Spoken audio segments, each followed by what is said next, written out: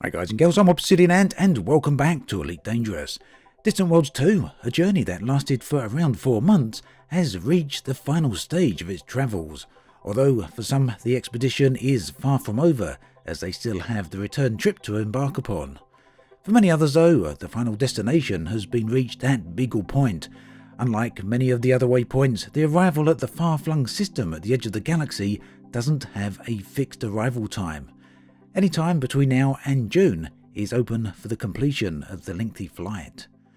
Now, I wanted to put this video together to have a bit of a look back at the expedition, which has been easily the most successful player event within Elite Dangerous with nearly 14,000 participants. Not to mention that depending upon how you measure it, Distant Worlds 2 could perhaps be considered one of the most successful player-run events in any video game ever. So first up, my thanks to everyone involved with Distant Worlds 2. It was something that I personally immensely enjoyed. Although unfortunately I couldn't complete the entire event, the parts that I did participate in were absolutely amazing. I know a lot of people have also enjoyed it very much, so yeah, pretty awesome. Distant Worlds 2 then began way back in January of this year, where players joined together to leave the departure point in the Polini system. The plan was for all members of the expedition to depart at the same time. This kind of worked in the sense that players managed to successfully meet and even collectively engage their hyperdrives together for the first jump. Unfortunately, the elite servers couldn't take the strain of thousands of players entering hyperspace at the exact same moment, and this caused a few issues, but the problems were fixed relatively quickly and players were soon well underway. The journey was spread across multiple waypoints, at which players would arrive and meet on set schedules.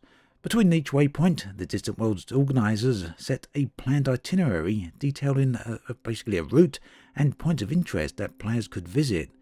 This itinerary came in the form of an exceptionally well detailed map and a forum post showing numerous highlights of the journey.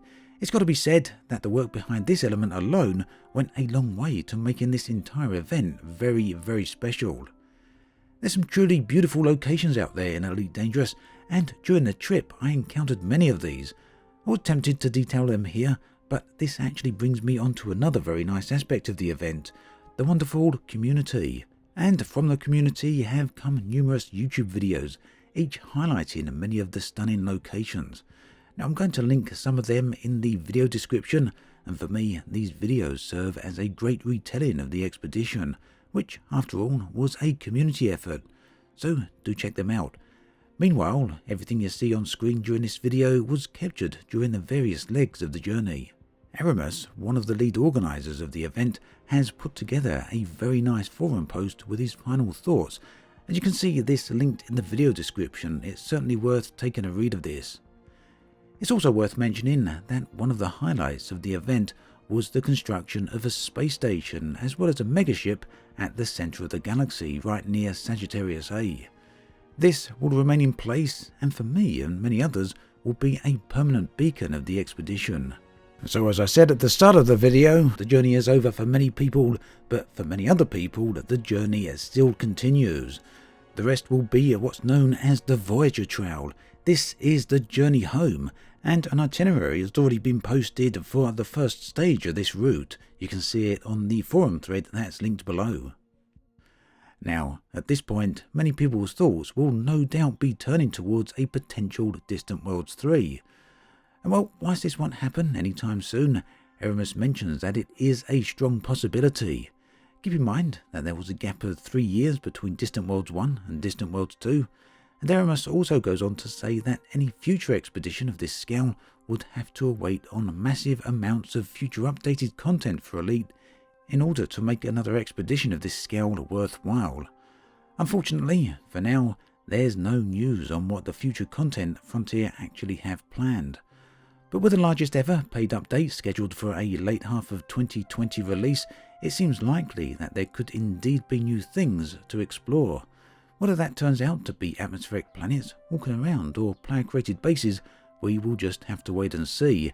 That said, there are some rumours out there of what to expect. Do have a look at one of my other videos, as there was an alleged leak as to what Frontier may have in store, but yeah, we'll have to wait and see. Who knows what that's all about really. So whilst I personally didn't manage to complete the expedition for Distant Worlds 2 due to various time constraints, I do want to thank everyone that joined me on the journey during my live streams. Whether you were a viewer or a part of a wing, you all helped make Distant Worlds 2 every bit as special as the first expedition.